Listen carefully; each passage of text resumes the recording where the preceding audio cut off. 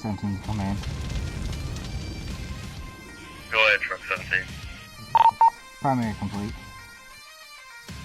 Command copies. Primary complete. What's up, folks, and welcome to another episode of Primary Complete. Before we kick off the show, do us a quick favor. Like and subscribe. At the end of the show, if you enjoyed it, leave a quick comment. These simple little things make our platform more visible to folks who are looking for the type of show that we produce. For all of you who are constantly interacting with us on social media, talking about the show in your firehouses and with your friends, we can't say thank you enough for helping us build this awesome community.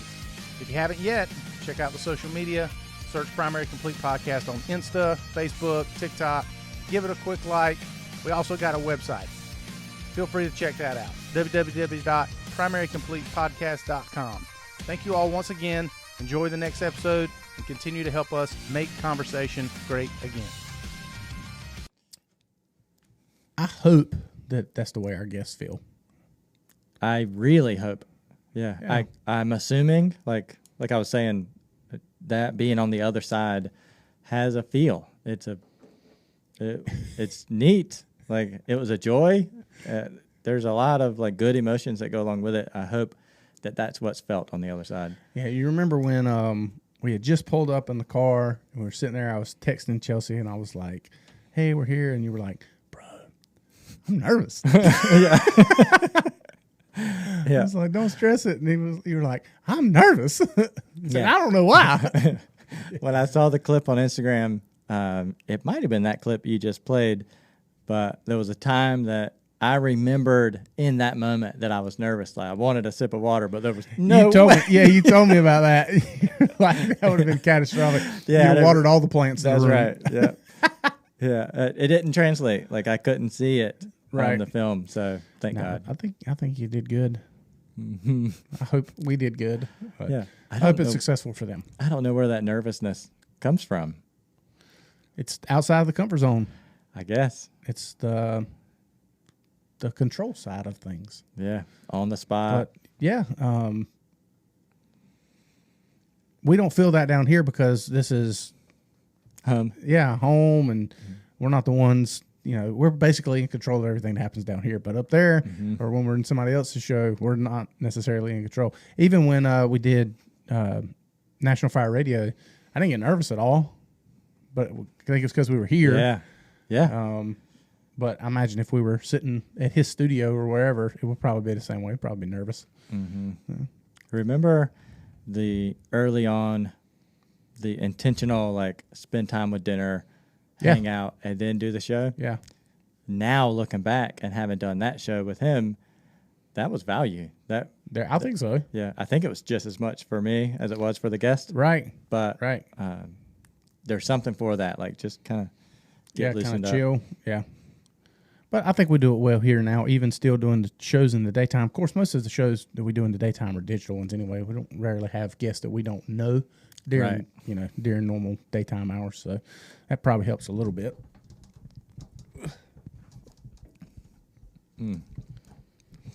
That sometimes an intentional task or an intentional thought process. I guess what I'm trying to get to. Earlier, I was telling you about the whole, like, moments of growth. Yeah. And recognizing, like, personal traits that I didn't know I carried them. And a few of them, like I don't like people to waste my time. That one, I used to think that was it was in me, and it's just the way I am, right? Like, it's I think that's an asshole move, is to recognize something negative about yourself and just be like, oh, it is what it is, Yeah, I've got a good example of that. Back when I got hot and heavy into the fitness world and was real involved in CrossFit and the CrossFit gym that I was helping at and all that, which I went on to end up being part owner in. But the first probably 2 or 3 months, I was a straight peacock. And and I remember, because all the members at that particular gym, it was a very tight-knit little community. That's what CrossFit is. That's what makes it so attractive, is the community. So, there's 10 or 12 people, and so, and a lot of them, I don't know if I can say this or not, but a lot of them are Holly's patients. So she would have interaction with them outside of the gym, and then I would have interaction with them inside the gym. She came home one day and she was like, you know, she was just being honest. She was like, you got to like knock your ego in that fire department kind of mentality. She's like, you got to, regular people can't, they don't know how to really take that very good. And I was like, well, what do you mean? Very standoffish. And, most, I guess, people who consider themselves to be, or most men who consider themselves to be alpha, it's hard to hear something negative about yourself. It's hard in the moment, especially coming from my wife, who's hearing it from third party and all this kind of stuff. I'm like, well, who did you talk to? Well, she's like, well, they were my patient, and I can't tell you that. It's like, well, that's bullshit. You can tell me I'm your husband. She's like, no, I can't. Yeah. So, I remember being very standoffish about it. I was like, I'm not egotistical. It's just, I'm confident. She was like, well, I know that. And all your friends that you interact with, for the most part, they probably know that too. She said, but these folks, it doesn't come across like that. It comes off like completely different. She's always been, I don't doubt the message and I don't doubt your talent, but you're convoluting that a little bit because of your delivery method. And I was like, well, I don't like it, and I don't really care if they like it either. So, they can learn to deal with it and this and that. And then, just a little bit of time goes by and you're like, I didn't probably handle that right. Yeah. I probably didn't do that good. So, another one of those things, that whole self-reflection. That's hard to do in real time, though. That takes self-discipline all of its own to be able to accept criticism. That's that aha moment. The realization, like, everybody knows what an aha moment is. Sure. I just, like I was saying earlier this week, that, oh shit, I've been doing this way with no regard. You know what I mean? Like, it's right. just, I've treated it like normal, but once I had that aha moment, it is like you're trying to address it in real time, but it's a practice. Like, you just have to acknowledge, all right, well, this is something I don't like. Maybe it's not detrimental, but I just don't care for this part of my personality. So just practice and get it out. Let me bounce this off of you. Do you think is there a certain point at which that becomes like a reality or something you focus on, or is there a certain amount of people that tell you the same thing that you finally end up figuring out? Maybe, the more people that are perceiving something this way, or a character trait of mine this way, the more true it may be? Or how do you think that comes about, like within ourselves? Or is it, because, if you're doing something on and on, the first initial kind of elbow and pushback is, well, that's just me. That's just the way I am. If they don't like it, then they can get over it. But then, you get a handful of people saying the same thing. It's kind of like, maybe they're right, or, gets you thinking. So I don't, or I wish that I had the ability to absorb that a little better personally. Like if you, Steve, came up to me and was like, I don't like the way you hold the microphone when you talk on the show, I'd be like, well, that's the way I hold the microphone. And Get over it. This is my microphone. That's your microphone. And, But then, you get 6 other people who say, Hoffman, the way you hold the microphone is really weird. So, you know what I'm saying? So I wonder what kicks this kind of process going in our brain to where, at what point does it matter to us versus just being absorbed from the first time we hear it? Mm-hmm. So it makes me think, if you start, obviously one comes before the other. So when somebody has to tell you something, that's a good friend, by the way. Like, should be somebody that's willing to, from the right motive, come to you and say, hey, when you do this, it's not received well. Like, that's, hey, thanks. Yeah. You have to be mature enough to accept that. So before that is 100 people could come say it, and you're just, you're shouldered up and it's not getting through. So then you grow to a point to where, all right, I can receive criticism. And then I don't know where the end of this is, but the next step, I think, is when you can see in yourself. Yeah, so kind of perceive it on your own. Yeah, you witness something, and then you're like, oh, I do that. And then if you can then apply growth to that, that's got to be like a milestone. But I used to have a really bad temper, Right. and I had two uncles separately. I don't think they spoke about it, but they both came to me and they were like, you gotta not do that anymore. Like, you're going to get yourself in trouble. You're going to, like, that's not going to help you in life. And it was after the second one told me. The first one, I was just like, that's their point of view. Yeah, whatever. Yeah, but two, and I respected these uncles. So I changed. Like, I took that, I grew enough or was mature enough to be like, all right, two people I respect said the same thing. So I changed. I ended up going too far. I thought about it, and I programmed myself to fear losing my temper. Like, I didn't want anybody else to have to come to me and have that embarrassing conversation of, you can't control your own temper. It's kind of an insult, right? Right. So I went all the way. I went to where people could offend me, or not offend me, like, political stuff. Like, Sure. like say something mean to me or whatever offense against me, and I would just let it go.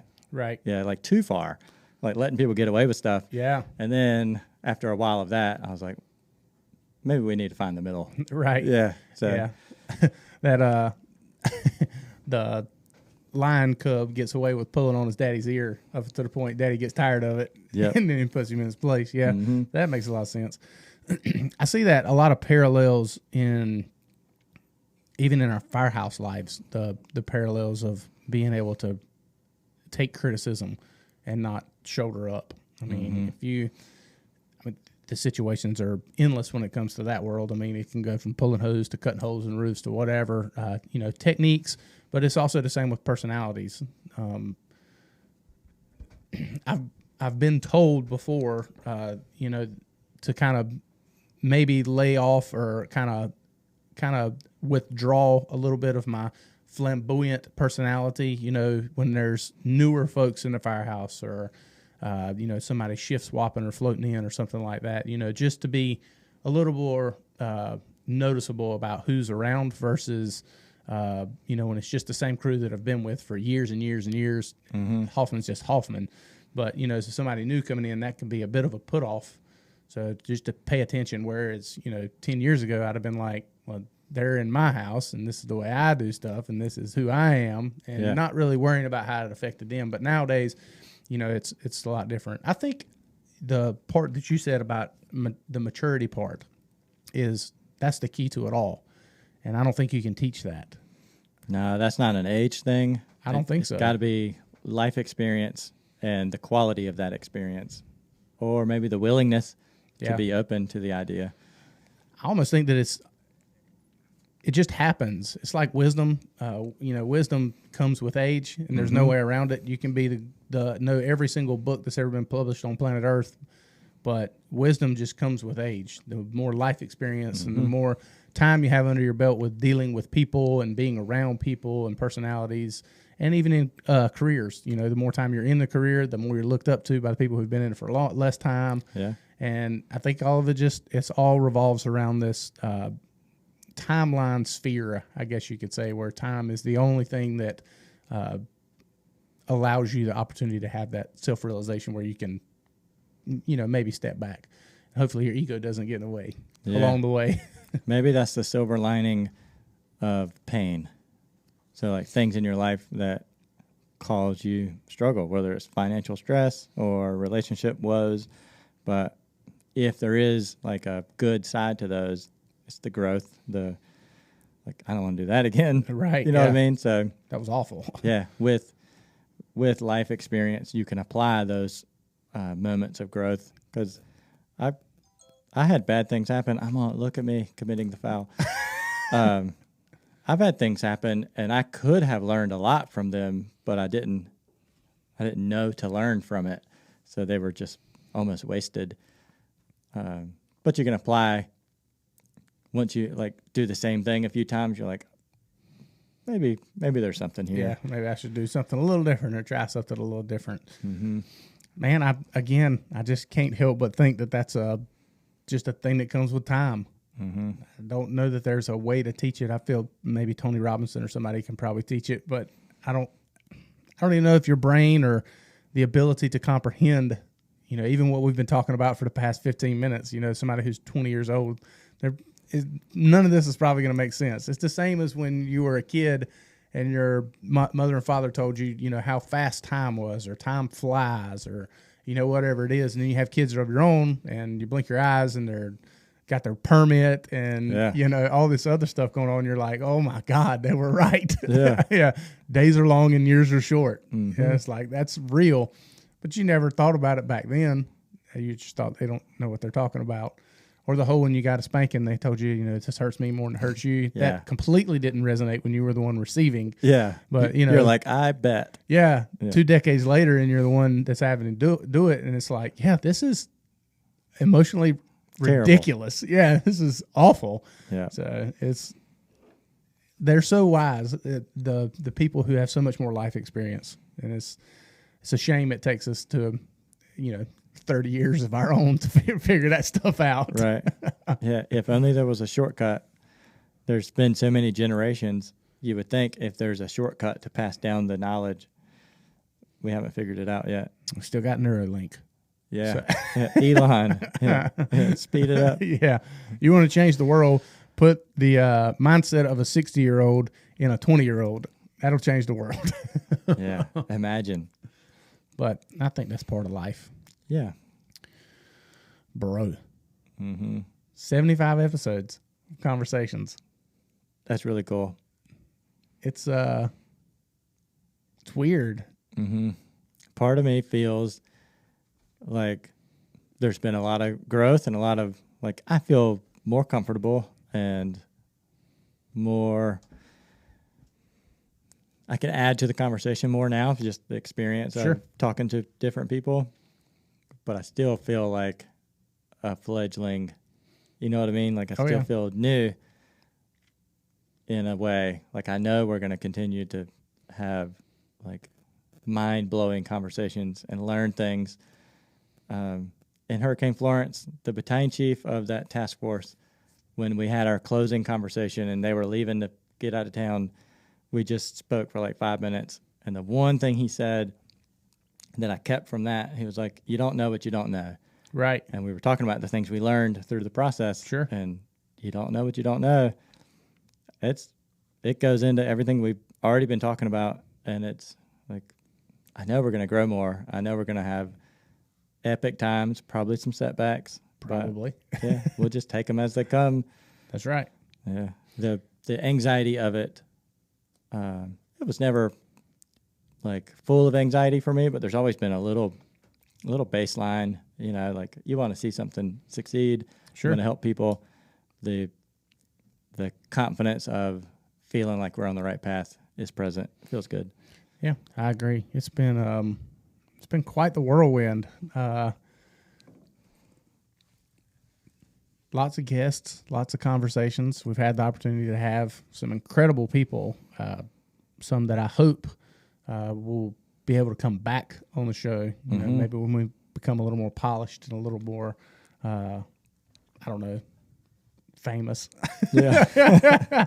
No, when we become a little more popular and whatnot, I'd love for those folks to come back, because some of these guests, man, that we've had in these past episodes, dude, they deserve the biggest platform possible. Some of these conversations we've had, that it's just been like, why does the whole planet not know this, or not had the opportunity to listen to this, or so that part's been really cool.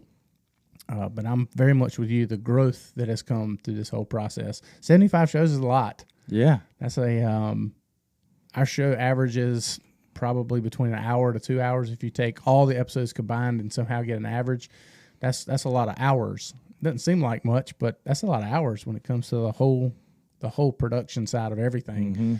There's been a lot of time. There's been a lot of time equity and a lot of monetary equity and everything else poured into 75 long episodes, but it's been quick to me. We were on talking with Jeremy, that show broke, but we're going to try again. But we were talking to him, and he was asking us, when we started and all that stuff, and it feels weird saying 2020, and it's like almost like a letdown.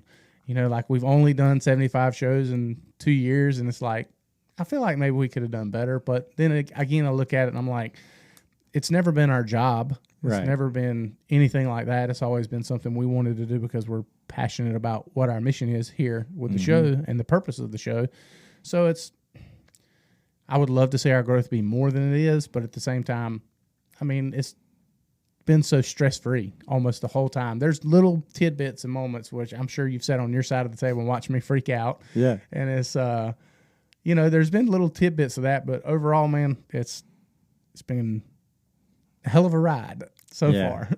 Yeah. I would say the most frustrating part is in the edit process when you know these programs are supposed to work together. Right. And they just won't, or something won't upload or won't recognize a file, and you want to balance a 16 penny nail and drive it into your forehead. Yes, I know exactly what you mean. Yeah. Yeah. Those are some trying moments, but I think that's part of what's going to keep us. We did a lot of figuring out the hard stuff in the beginning. It was because we were so new and didn't know really anything about any of this. And I still feel like that's kind of how we are. We really don't know anything about any of this. Yeah. We've had the opportunity to go on other people's shows and talk with other people who are worlds elevated higher than we are, and you still feel like you don't know anything. So we got a lot of learning to go do, which is exciting to me. I mean, the sky's the limit for us. So I'm happy with the friendships that have been earned along the way. Oh man, yeah. I didn't like Chris Blanchard. Right. I knew who he was, but I didn't know that dude. Like I didn't know where he lived or what his life was about. I didn't know why he was doing the job he does. And in learning all that stuff, even if I just learned the details, I would feel more rich. Sure. But now we're friends. Right. We've gained a lot of friends through this. I knew who I grew up tighter with Chris, or not grew up, but I've known Chris longer than you did. Now y'all are friends. That's super dope. And then you grew up with Dane. Yeah. And I knew who Dane was. I've always known about Dane, but now me and Dane are super tight. Yeah. That's so dope. Just how the combination and the connections that are made, and it's all been because of this table and this room and that sort of thing. It's an incredible blessing. Sam at High-Vis and Jeremy with National Fire Radio, Corley Moore, Battalion Chief. I mean, Ray McCormick, Jesus Christ. I mean, Mike Champo, the incredible people that we've had the opportunity to cross paths with, man. It's been, it's been humbling, I guess you could say, but it's definitely had its moments of unreal. Like, this is not reality. This is not happening. It's a dream. Yeah. The shows that didn't count per se, like the conversations within like Safer and then the First Due Fire Tactics, those were so valuable. Like some knowledge bombs getting dropped. That one story, we got to get Champo to tell us that story again, because when we got done and realized that the mics weren't on and nothing, like I'm glad I was sitting there. Yeah, it's 100% Jeremy fault. King, that one's on you. That story, like, it went through me. You know what I mean? I can't wait to capture that in a studio setting. I feel like that's just probably one story too with him. One. There's some of these folks, man, and even still some of the folks that we're gonna have the opportunity to speak with and have a conversation with. It's just these stories that we find so compelling are, dude, they're not even the first layer, and the things that could be told or should, or what I'm saying, that you just don't think about when you're in the middle of a conversation. Dave Hibben, we don't know. We don't know anything. You know what I mean? Less than 1%. And that's part of Dave. That's part of the person he is. But still, I mean, the stuff that has happened in that man's life is incredible. And it's it's fun to think about. It's fun to think about the things that the little 1% or the little first layer of the onions that we're gonna get that we still don't have any idea about. It's something to look forward to for sure. Yeah, Dave Hibben, we were doing a live burn in White Bull, and we were parked off down the road like we do, and everybody's getting dressed and stuff. And I look over, and he's wearing like this plain T-shirt, like no logos, no nothing on it. And I can't remember. I jokingly said something to him about my FDNY shirt that I was wearing, and I wasn't like, I wasn't being serious. I was joking, right? But he ended up saying something that let me know the humble nature of his being. Like none of this is for any sort of fanfare, right, or accolades. Like he loves this fire service, and he's in it for all the right reasons. And those legends, how humble they are, it makes you feel honored to have had a conversation, honored to be able to teach alongside. But it's amazing the quality of humans that we've had in here. Yeah. And we've had, in the 75 episodes, we've had quite a few episodes that were epic, that some sort of technical difficulty or something happened, and you're like, God, but we still were able to benefit from it. So, so that's been quite an interesting process as well. Mm-hmm. But it was, I don't even know how to speak about, I have a hard time articulating what goes on in our brain when you talk about the previous 74 episodes. This will be episode number 75, but the previous 74 episodes, it's hard for me to articulate because one is hard. 75 is a lot, and it's hard to remember a lot of those things, and that's shameful. I wish I had a hard drive for my own brain that I could re-register, but it's been a wild ride. Yeah.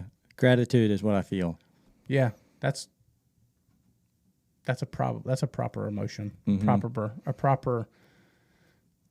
gratitude and excited. Mm-hmm. And hearing some of these stories, man, from some of these guys, I get another heaping dose of humility to realize that I hadn't done nothing, and two, I don't deserve nothing, and nothing's going to be ever given to me. So I got to work for everything I want, and I still haven't ever done anything. Compared to some of these folks, war heroes, guys that have fought in wars, lived dedicated their entire life to the fire service or something, whatever it may be, whatever the craft may be. And it's like, psh. Did you see what Lieutenant Ray McCormick posted today? I didn't. He said, every day is like a Super Bowl to a fireman. He's like, may the best team of extinguishment win. And I was like, I dig it. Yeah. He's another one that's in it for the purpose of keeping the fire service true, like not letting it drift off away from firefighting, or not letting it, I almost used a bad term there, not letting it get soft, like go put the fire out, search every room that can be searched. He's driving that message, and he doesn't have to. The guy's like, he did his time. He put in the work. He's created this legacy. Like, he could coast. Oh, yeah. He doesn't have to do anything that he's doing. Yeah. A lot of those guys, man, they can coast. They don't need this, but they love the fire service, and they don't want to stand back and then watch it fade off and get soft and exterior ops spray through the window. Right. Yeah. That's a good question. I had a good conversation the other day while I was dragging the roof prop around. Somebody was referencing our last show that we had with Brian and then from Isha, and they were like, do you think that when all this PFAS stuff comes out and all this data is collected, it's going to push us more towards, like, unless it's 100% guaranteed rescue, push us more towards exterior firefighting, less time in turnout gear as far as that goes? And I was like, probably. I disagree. Here's my hope. Yeah. So we are figuring out that the turnout gear is bad for us. Like, It's being dipped in this chemical that is giving us cancer and bad things. Just stop fucking making it out of the bad material. Go back to making it out of jeans, whatever you got to make it out of. Right. So we can get back to putting on our gear and training in it. Either way, I'm going to put up with whatever I have to endure the heat to go fix the problem in front of me. But yeah, this is not a tool to keep us outside. This is a discovery of a foul committed, and we got to get the PFAS out of the gear. It's not supposed to be in there. It's not necessary. Like, I don't need this stuff to last forever, you know? Sure. And they put an expiration date on it that comes up before the stuff ever tries to fail anyway. Maybe because they made it out of a forever There you chemical. go. But yeah, just make it. Give me the rubber boots and a couple of layers of coat, whatever, you know. But yeah, don't think of this, of my energy focused into getting rid of PFAS in any way as a motive to keep us outside. Like, no, just build the right gear. Yeah, I don't think that, at least I hope, Yeah. anybody who's ever listened to our show hopefully knows that we are far from a component of anything doing with exterior firefighting. Yeah. Yeah, I want reasons to be told not to go in, not reasons to be told to go in. Yeah. So, yeah, I don't think that message has ever been muddied as far as our stance on that, being aggressive and interior. But I think your stance is a bit naive of you. Oh. I think I do. I think it's, and it's not everywhere, but it's in probably a lot of the departments. They're just not willing. They're not willing to risk it. So put yourself in administration shoes. So do you risk the uptick or the more exposure time to these chemicals that data has shown are harmful? Can be cancerous, can lead to long-term effects, whatever. All the negativity that's associated with these chemicals that are in the gear that you wear to do your job. Mm-hmm. So put yourself in their shoes, and do you look at this data, and then on top of that, you look at the data that's coming back from all the insurances and all that kind of stuff, what they actually deem they're just going to pay out for, and then you put into it the priorities and what you hold value, which hopefully as a chief or an administration role is going to be the people that is under you. So I don't want to say employees, but your coworkers underneath you, their lives and well-being. So you have all these things that are kind of compounding and shifting and moving. And what's the thing that you can do to kind of mitigate all that? Pull them out. You just don't you minimize the time that they're in this harmful stuff. Insurance up here is already going to pay for a kitchen stove fire. They're going to pay you for the whole property. If there's smoke went in the whole property, they might pay you out for it. And it's just fine. You might need a coat of paint and whatever cleaning company you have in your area to come and clean it up. And that be it. And it'd be a $20,000 repair, but the insurance company just says, cool, we'll just pay you $250,000 for your house, and here you go. Mm-hmm. So what, the detrimental side of it versus what's the gain from, I just, when I try to put myself in the chief's shoes, I'm like, well, I mean, if my priority is is serving the public, and then taking care of my people, I mean, what's better for the public? The longevity of firemen or the risk of firemen? Because I guarantee you, if you ask them, they'll probably just say the longevity of firemen. Although that's not what any of us want to do. That's not the way we view it. It's an incorrect answer. I got an analogy for you. Yep. I love those. Absolutely.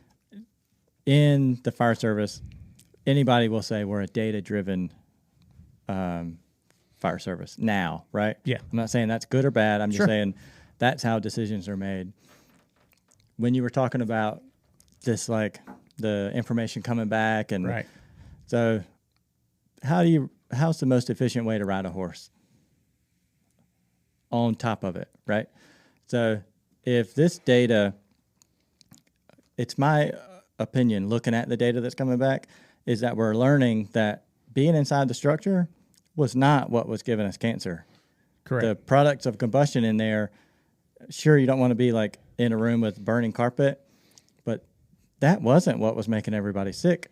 They were saying it was, but now it's starting to be like, no, bro, it was the stuff you were wearing on your back.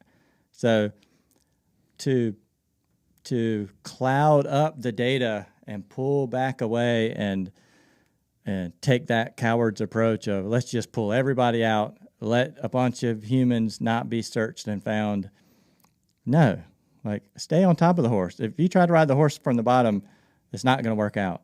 Like Not for a long distance. You're right. that's right. Stay on top and look at the data that's coming out.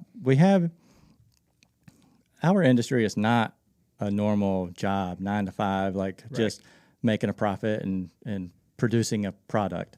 It's life-saving. Sure. Like there's people inside, whatever gear you give me, I'm going to wear it to go inside. But now we have that data. Stay on top of the data. Like don't take this thing and be like, well, I like this data, so we're going to take this and put it back. That's riding the horse sideways. Like bring it all in and don't be a coward. Like make an informed decision and tell the manufacturers, like, we're not buying any more of this gear. You make gear without this stuff in it. If it only lasts 5 years, okay. That's where the public comes in. And they're like, you need to buy gear twice as often, but you're still going to save my child when they're in the house? Okay. Yeah. Yeah, that's not an argument. Like, Right. yeah. So It's not even a conversation, yeah, really. don't buy the stuff. Make them make it out of acceptable materials. Watch that cancer rate plummet, and then we'll figure out, especially if we can make the houses like we used to with more real materials, but that's another conversation. But if we can get rid of that chemical that's in our gear that's not supposed to be there, but stay on top of the horse and collect the data, we still have a job to do. If you don't want to take the risk, T-safe. Yeah. Like, I'm with you. yeah, this shit ain't for everybody, but you can't be in a position of authority and be a coward. You can't do it. I hear you 100% and couldn't possibly agree with any of that more. Yeah. My fear, even that the question was asked, this whole little spat between us two is all from a question from somebody who heard our episode and heard us talking and I guess valued the opinion. And I don't know, maybe it's just me answering for our own department or, because he did say we and he didn't, he wasn't talking about nationwide, but I'm much in agreement with you. It seems almost that we should let our departmental tax dollars speak. It's all driven off of our purchasing of the of the gear. If we quit buying it, they're going to figure out a way to make it so we can buy it again. Right? That's the key. They're going to figure out a way to make it so we can buy again. And the burden of having all this stock of gear that they can't sell, that's not my burden. My burden has been wearing your gear that the chemical was in. I don't even think they have a stock probably of the material, but they don't have a stock of turnout gear made. Right. Because every set you get, you have to get measured for, and then they make it, and da-da-da-da. So I don't know that I'm sure they have a stock of material. Yeah. I'm sure that's a thing, but I don't know. Burn that in the backyard. I don't know what to tell you, but That's right. Yeah. yeah, there's got to be a more collective approach that we can hopefully help figure out. Yeah. Other than I just think being on top of the horse is the way to do it. Like, we're not buying any more of this gear until you fix it. That money will fix it. You know what I mean? I agree completely. Yeah. If you slow that down or stop it, then they'll fix it. Yeah, I guess maybe a different topic on another day with probably somebody who knows way more about it than us. But it's I don't know. That seems like almost an unbeatable odd. I mean, how do you convince however many departments there are in the United States to stop buying turnout gear? Just one. All you got to do is one. One what? One department. You think so? Yeah. We had a show in here. God, what was the conversation? It was the way they were spending money on. It was a school conversation, and they were spending money. I think it was on like a third bathroom. So boys, girls, and then the big question mark. And they were spending money on making this third bathroom. Whether you like the idea or not, I kind of think it's ridiculous, but hey, who am I? The idea was all it takes is one big name school to do it, and then it becomes this normal thing. And that's not benefiting, but what, the 0.0 whatever percent? Right. I'm sure I'm going to get some hate mail over this one. My point being, Bring it. yeah, a fire department, any fire department, stands up and says, we're not buying any more of this gear until this chemical is not in it. That's it. And then somebody did it. It's easier not to be the first one. So, Yeah. yeah, if we can just we don't have to get everybody at one time to say it. We just need one person. That's my opinion. It's an interesting perspective. I think logistically my brain thinks it might take more than that. It might take like an FDNY or an LA County or, something like that, something significant. But I just can't feel like little New Hanover County, it can say, we're not buying turnout gear from XYZ manufacturer. And they'd be like, It's not going to be New Hanover County. right. Yeah. I could see it. I could see it being FDNY. I could see it being Carolina Beach. Yeah. I could see it being like one of these guys that their people and their community are number one, and then everything else is second. So that's an act of standing up for your people and downstream for your community. So if you're going to continue buying this stuff that has a chemical in it that you don't even want your boys to wear, that's going to affect the downrange, the structure fire with the trapped occupants. Sure. Yeah, if you're not training in your gear, if you're not wearing your gear, then you're going to be uncomfortable in it. Like it's not a hard thing to explain that's not going to help. Yeah, maybe the opportunity for a department to champion this, as long as it's marketed correctly, because I'm just using the word marketed because I don't have a better coin phrase. Mm-hmm. But what better cause for the news, your local news or whoever, to get involved with than saying XYZ department's taking a stand on this, and this. They're not buying turnout gear because XYZ. It's affecting their. That's a great way to introduce it to the public, where they'll probably be like, hell yeah, Yeah. So that's a. It needs a champion. Yep. We need one champion to stand up. I agree. Yeah. I'll be your PIO. If you need help, if you want to stand up, I'll be your point. Yeah. I agree. Yeah, PFAS, carcinogens, it's all questionable. And it seems like, what are they going to find next? I know. There's carcinogens, a decade ago, that's what's giving us cancer. That's what's doing it. And, again, back when I was hot and heavy in even forming the Health and Wellness Committee with our department here, it's like, I'm sure carcinogens are bad, but there's other things. I mean, we're probably constantly susceptible more to cancer because of just our lifestyles as we are, bebopping around the firehouse anyway. We're probably more susceptible anyway. And then now you got PFAS coming in, so it's something else. And it's like, cool. Well, I mean, I like Brian's outlook on it. He was like, okay, so what's next? Cool, we'll find it. Yeah. And we'll shine light on that, and we'll fix it, and then we'll find something else. And hopefully one day, eShield will go out of business. Yeah. Or not be necessary anymore because there's nothing else to find. That's a pretty good hope. Yeah. Yeah. I hope that happens soon. Yeah, it'd be nice. Be nice. Whew. What's going to happen in the next 75 shows? Bro. A lot of growth. A lot of fun. Probably some good, some bad, some ugly, some beautiful. Yeah. I'm looking forward to it. Yeah. Me too. Me too. The guest list just keeps growing. Social media is growing, so I can't help but think that the more things become visible or the more things grow, that the more interesting they'll get.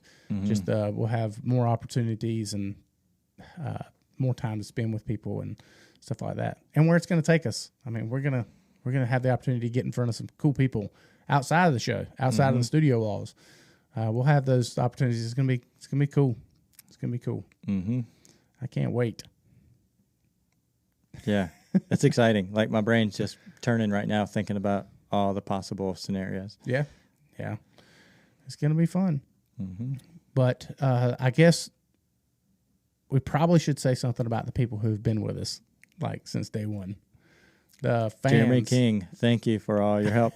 Yeah, Jeremy for sure. And the fans, I hate that word, fans. The listeners. There we go. The listeners.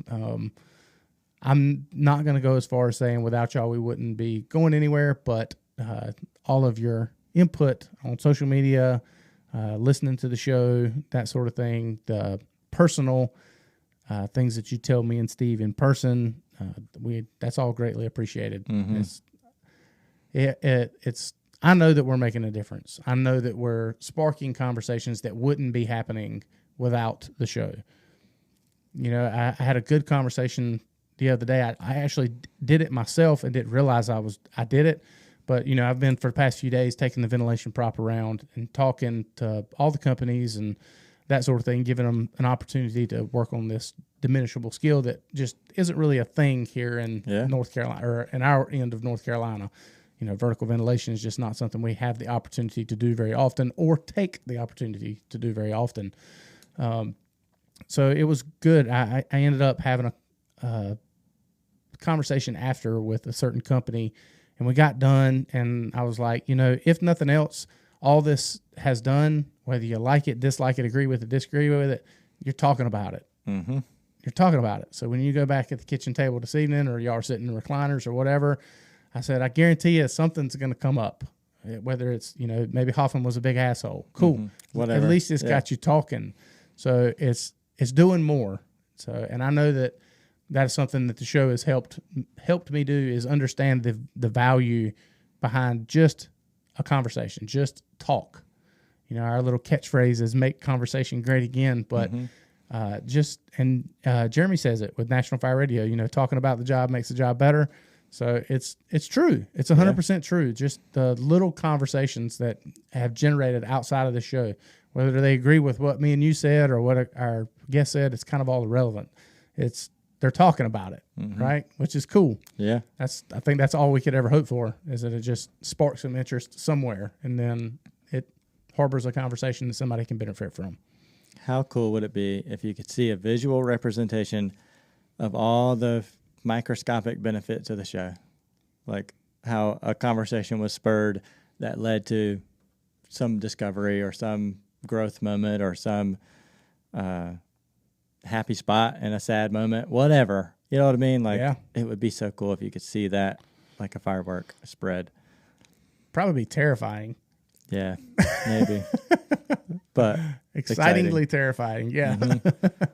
Like going down a roller coaster. It's terrifying when you get to the top. It's so fun. So, yeah. That's cool. Well, I'm super excited for the next few episodes. I'm sure we're going to have some kind of, at least I hope, we're going to have some kind of big ordeal when we hit 100. That will be before the end of this year. Speaking that one into existence. Taking words out of my wife's mouth. I'm speaking it into existence. Yeah, nice. Yeah. So that will happen before this year is over. I think it's totally doable, barring any kind of disaster. So, I think we'll have to come up with something fun to do for that 100th episode. Maybe a live episode and a battleship party or something. We'll figure something out. Yeah.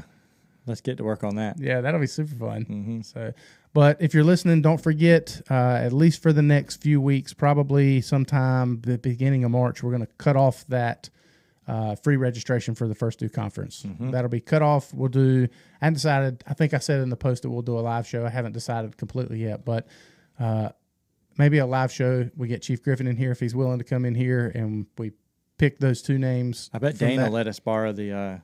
Probably. Yeah. Yep. So if we need to do that, we can try to check into that. But get Chief Griffin in here, let him pick them since it's his conference, or, you know, he's facilitating the conference. Let him do it. I'm sure we'll have plenty to talk about with him. And then we'll draw those names and let those people know so they got time to get their hotel lined up and all that. But, yeah, you don't want to miss that conference. Nope. And you get to see Steve's pretty face there. Oh. Cool beans. Thank y'all all so much for your support and what you've done for this show. I don't even know how to say it enough, but Yeah, y'all keep us driving. Yeah. Thank you, Steve, for putting up with all my horse shit for 75 episodes. Yeah, bro. Thanks for all the help through the dad with COVID and the all the stuff, man. Yeah, it's been a good run. It's been nice. Thanks. Yeah, absolutely. Cool. Here's to 75 more. I hope you enjoyed that episode. Do us a favor, slide over to iTunes or Spotify or YouTube. Leave a 5-star review and leave a comment. If you want to support further, share it with somebody. Ask them to like, subscribe, and share it with their friends. If they can benefit from it, we need to spread it out. The more you like and comment, the more visible we are on all these platforms when people are just searching Firefighter Podcast. It'll come up Primary Complete a little bit quicker, and they won't have to dig quite so far to find us. We really appreciate that. Visit the website. It's a pretty good site. It's got all kinds of fun links and stuff. You can also find the shows there on the website as well, and that's www.primarycompletepodcast.com. Thank you all so much for your support. Again, we love you. Thank you for helping us make conversation great again.